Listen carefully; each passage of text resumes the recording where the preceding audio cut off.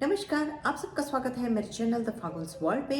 और आज से मैं स्टार्ट करने जा रही हूँ एक नया सीरीज जिसका नाम है थैंक गॉड। जी हाँ, इस सीरीज में हम ईश्वर का आभार हर पल ईश्वर का शुक्राना कैसे करें और क्यों करें उस बारे में बात करेंगे। क्योंकि ईश्वर जो है वो हमें हमारे जीवन में जो तकलीफें देते हैं, जो भी खुशियां देते हैं या जो भी परिस्थितियां देते हैं, उन परिस्थितियों के पीछे कहीं ना कहीं हमारा हित छिपा होता है। क्योंकि ईश्वर कभी भी अपने बच्चों का, अपने भक्तों का, अपने मनुष्यों का बुरा नहीं चाहेंगे, क्योंकि वो हमारे माता पिता हैं। कहीं देखा है आपने कि कोई भी माता पिता अपने बच्चों को जब पनिश करते हैं तो उसमें उनको सच में ही उनका बुरा करने के लिए पनिशमेंट होती है? नहीं, वो होती है उनको सुधारने के लिए, कोई लेसन देने के लिए, या कुछ जीवन में और अच्छा कर सके ऐसी एक सीख देने के लिए। तो जी हाँ, आज हम शुरू करेंगे ये एक नया सीरीज। मैं हर थर्सडे को एक ऐसी ही कोई स्टोरी लेकर यहाँ पे आऊंगी। तो आइए शुरू करते हैं हमारे इस नए सीरीज की पहली कहानी। एक बार क्या हुआ कि जो नंदी जी जो थे, नंदी जी को तो हम जानते ही हैं, नंदी महाराज जो हैं, वो नंदी महाराज जो है वो घूम रहे थे। वो उन्होंने घूमते घूमते देखा कि एक बहुत ही तकलीफ में एक बैल है जो अपने सूखे हुए खेत के अंदर पड़ा हुआ है और मृत्यु के जैसे करीब सा ही है। और वो बड़ी तकलीफ में था, बहुत कर्रा रहा था, क्योंकि उसके पूरे शरीर पे घाव थे। उसकी पूरी जो परिस्थिति, उसकी जो हालात थे वो बहुत ही ज़्यादा खराब थे, क्योंकि उनके शरीर में बिल्कुल भी मांस नहीं बचा था। जैसे उनकी स्किन जो है वो हड्डियों के साथ चिपकी हुई थी। और वो जिस ज़मीन पे पड़े थे वो ज़मीन में बिल्कुल पानी सूख चुका था। न वहाँ पे कुछ खाने के लिए था, ना कुछ पीने के लिए था। ज़मीन जो थी उस पर दरारें पड़ी हुई थी, क्योंकि लगातार 4-5 वर्षों से वहां पे बारिश नहीं हुई थी। तो इन परिस्थितियों में वो बहुत खराब हालत में थे और बड़ी तकलीफ में कहरा रहे थे। तो जब इस बैल को इस हालत में देखा तो नंदी महाराज को लगा कि मुझे इसकी मदद करनी चाहिए। वो उनके पास पहुंचते और पूछते हैं कि आपको क्या तकलीफ है, आप इतने तकलीफ में ऐसे कैसे पहुंचे? तो उन्होंने बताया कि देखिए, मेरे मालिक के पास भी अब कुछ नहीं बचा है, क्योंकि 4-5 वर्षों से यहाँ पे बिल्कुल ही सूखा पड़ा है और बारिश हो नहीं रही है। तो अनाज कहाँ से आ गया? अब जब अनाज नहीं आएगा तो हमें खाने को क्या मिलेगा?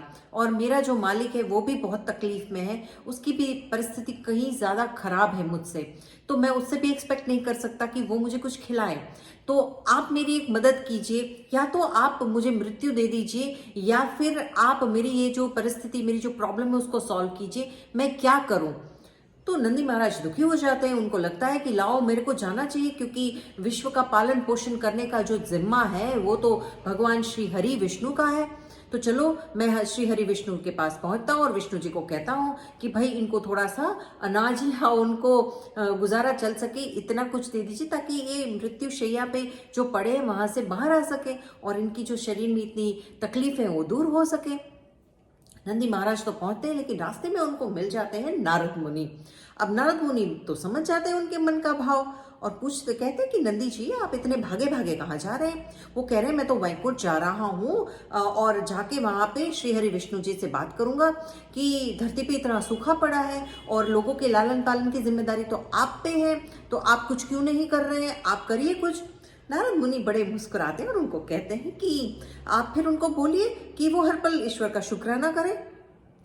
तो नंदी महाराज कहते हैं, शुक्राना करें? अरे नारद जी, मैं क्या बोल रहा हूँ और आप क्या बोल रहे हैं? उनको खाने की जरूरत है और आप उनको ये कह रहे हैं। कहते जी, आप उनको ये मंत्र दीजिए, आप उनको जाके कहिए कि वो हर परिस्थिति में, हर सांस के साथ, हर हालात में एक ही बात बोले कि हे ईश्वर, तेरा शुक्राना। हे ईश्वर, तेरा बहुत बहुत शुक्राना। तूने जो मुझे दिया है उसमें तेरा शुक्राना। तो नंदी जी कहते, क्या इससे उनकी प्रॉब्लम सॉल्व हो जाएगी? नारद मुनि कहते हैं, हाँ, आप कह के तो देखिए उन्हें एक बार। कहते ठीक है, मैं जाता हूँ। वो नंदी महाराज पहुंच जाते हैं और जो बैल बड़ी ही तकलीफ में था उनको कहते हैं कि देखो भाई, मैं तुम्हारे लिए अनाज तो लेके नहीं आ पाया, लेकिन मैं तुम्हारे लिए एक मंत्र लाया हूँ। शायद वो संजीवनी मंत्र है, क्योंकि नारद मुनि ने कहा है तो जरूर से वो संजीवनी मंत्र होगा। तो बैल कहता है, ठीक है, आप बताइए, जो आप बोलेंगे मैं कर लूंगा, अगर मैं अपनी इस परिस्थिति से बाहर निकल सकता हूं तो। वो कहते ठीक है, अब आप एक कार्य कीजिए, आपको अब से हर पल ईश्वर का शुक्राना करना है। आपको हर पल में विदाउट एनी डाउट, आपको कोई डाउट नहीं रखना है अपने मन में और बोलना है कि हे ईश्वर तेरा शुक्राना, हे प्रभु तेरा शुक्राना, तूने जो भी मुझे दिया है उसमें तेरा शुक्राना। हर पल ये बोलते हुए आपको अपना जो भी बचा हुआ जीवन है वो जीना है। हो सकता है आपके साथ कोई चमत्कार हो जाए, पर विश्वास और श्रद्धा जरूर रखना। ये बोल के नंदी जी तो वहां से चले जाते हैं। अब वो जो बैल था उसको लगा तो सही कि पता नहीं ऐसे करने से मेरे ये घाव कैसे ठीक होंगे, ये करने से मेरी भूख कैसे मिटेगी, ये करने से ये बंजर जमीन पे घास कैसे निकलेगी। पर फिर भी उनको लगता है कि चलो, एक ईश्वर के दूत ने मुझे बताया है तो मुझे करना है। वो बिल्कुल ही मन में डाउट रखे बिना एक श्रद्धा के साथ अपने मन में हर पल ईश्वर का शुक्राना करना शुरू कर देता है। वो बैल हर पल जब वो उठने की कोशिश करता है, गिर जाता है, उसकी हड्डियों में दर्द होता है, तब भी वो बोलता है कि हे ईश्वर तेरा शुक्राना। जब उसको घाव पड़ते हैं वो बोलता है हे ईश्वर तूने जो भी दिया है उसमें तेरा शुक्राना। वो हर पल ईश्वर का शुक्राना करता है। जब वो हर पल पल ईश्वर का शुक्राना करना शुरू करते हैं तो एक चमत्कार होता है।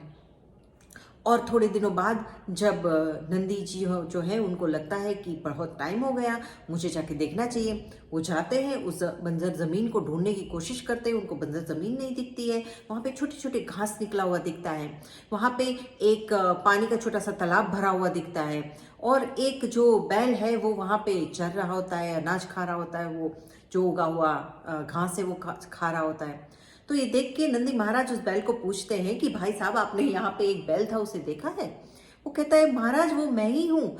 तो कहते हैं कि ये ऐसे कैसे चमत्कार हो गया? कहते हैं वो तो मुझे नहीं पता, लेकिन जो आपने मुझे मंत्र दिया था वो मंत्र मैं हर पल बोलता हूँ और आज भी मैं उस मंत्र के साथ ही जी रहा हूँ कि हे ईश्वर तूने जो दिया है उसमें तेरा शुक्राना, हे ईश्वर तूने जो मेरे साथ किया उसमें तेरा शुक्राना, हे ईश्वर तेरे हर पल का शुक्राना। तो मैं आज भी ये बोलता हूँ और मैं तब भी बोलता था और आज देखिए मैं इतना खुश हूँ। अब नंदी महाराज को समझ में नहीं आया कि ये हुआ कैसे, ये तो सिर्फ एक शब्द थे, इन शब्दों से कैसे ऐसे हो गया। वो पहुंचते हैं, नारद मुनि को ढूंढते हैं। अब नारद मुनि तो हमारे मन का प्रतीक है, वो कभी एक जगह पे तो ठहरते नहीं है।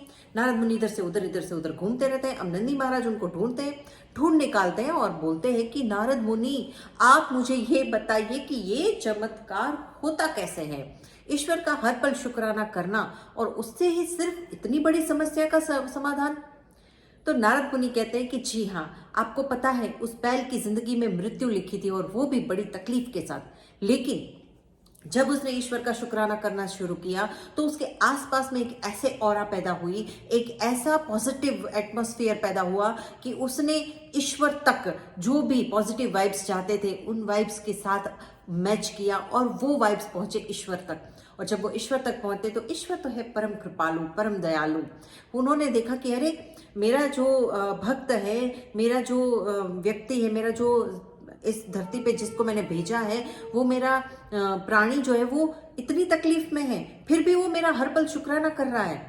ईश्वर बहुत कृपालु है मित्रों। उन्होंने देखा कि हाँ मेरा ये जो नंदी बैल है, जो एक बैल है वो इतनी तकलीफ में है और फिर भी मुझे शुक्राना किए जा रहा है, तो मुझे जरूर उसकी मदद करनी चाहिए। ईश्वर ने उसकी मदद करी और आज देखिए ईश्वर ने उसके विश्वास को मरने नहीं दिया और उसी शुक्राना, उसी धन्यवाद, उसी थैंकफुलनेस के कारण जो है वो बैल जो है वो आज जिंदा है।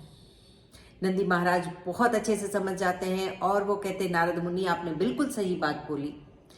तो दोस्तों मेरी इस कहानी का यही एक वो सेंटर है कि हम चाहे किसी भी हालत में हो, हमारे साथ चाहे कितना बुरा हो रहा हो, हमारे साथ बुरी से बुरी चीज हो, लेकिन फिर भी उसमें आप ईश्वर का शुक्राना माने।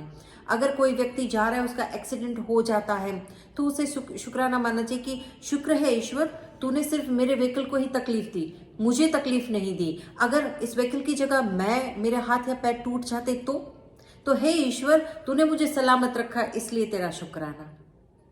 हम कहीं कोई कार्य करने जाते हैं और उस दिन हम देखते कि अरे आज तो सरकारी ऑफिस में गए और आज तो सरकारी बाबू अवेलेबल ही नहीं है और मेरा ये काम जो था वो रुक गया, अब कैसे होगा मेरा काम। लेकिन ईश्वर को बोलो ईश्वर कोई बात नहीं, तेरा शुक्राना, चलो मुझे इसी बहाने पता तो चला कि सरकारी ऑफिस में इस दिन पे सरकारी बाबू काम नहीं करते हैं। तो दोस्तों सिर्फ यही है मेरी कहानी, पूरी कहानी का मतलब कि हमें हर पल में, हर हालात में ईश्वर का शुक्राना करते रहना चाहिए।